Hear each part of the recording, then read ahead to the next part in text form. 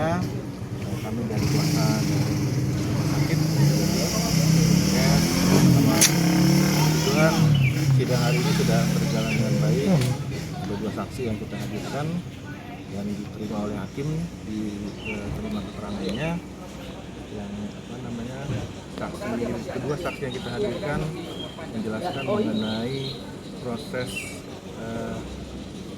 penanganan pasien mulai dari awal sampai dengan ditutup rumah sakit kami. Jadi kenapa kita menghadirkan saksi untuk menunjukkan bahwa ini adalah satu rangkaian pelayanan kesehatan terhadap pasien, terhadap anak dari penggugat. Jadi tidak hanya di rumah sakit kami. Dan memang ada beberapa hal yang didapatkan oleh keterangan saksi bahwa memang sejak awal keluarga pasien atau penggugat ini sudah mengetahui atau sudah mendapatkan usulan atau saran rujukan untuk dilakukan penanganan di rumah sakit PON Jakarta. Nah, selanjutnya seperti itu setelah keluarga pasien dan juga memang dari keterangan tersebut memang sejak awal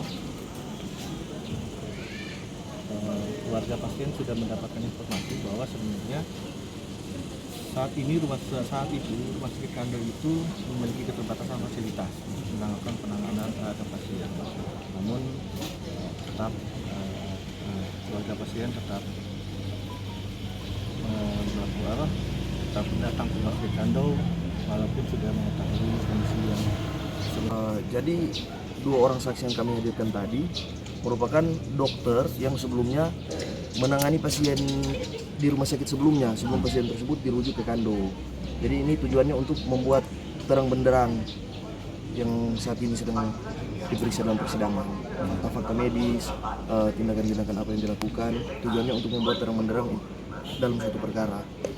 Mungkin ada tambahan? Dan juga berkaitan dengan fakta yang terungkap tadi, bahwasanya pada proses penanganan medis terhadap anak ini, para dokter sudah mengusulkan atau menyarankan untuk keluarga pasien pada saat itu bahwa anak ini butuh penanganan ekstra di Pusat Otak Nasional yang di Jakarta. Hal mana ini dia mengcounter atau membantah keterangan dari saksi yang dihadirkan oleh penggugat pada persidangan minggu lalu, yang mana dari saksi dari penggugat mengatakan bahwa tidak pernah ada usulan atau saran dari dokter ataupun pihak medis untuk menyarankan pasien untuk ditangani secara intens di Pusat Otak Nasional di Jakarta.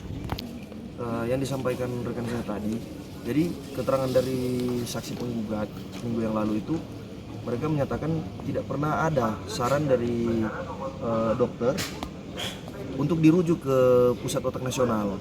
Nah, tadi kami menghadirkan dokter yang menangani pasien tersebut di rumah sakit sebelumnya sebelum di Kando.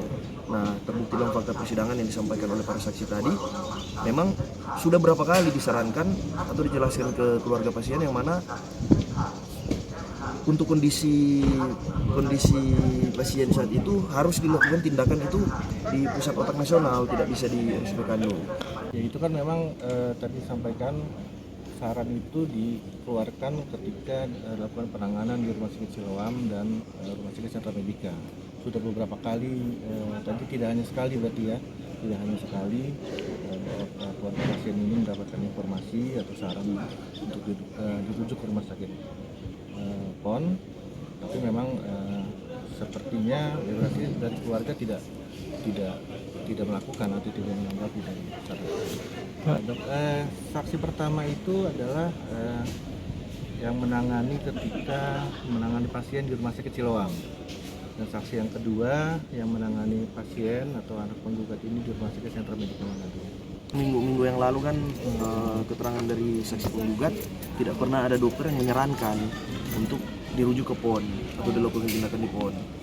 Karena pada intinya bahwa keluarga pasien itu sebenarnya sudah mengetahui yang terbaik untuk anaknya seharusnya apa, seharusnya dirujuk ke rumah sakit PON, tapi tetap pilihannya yang diambilkan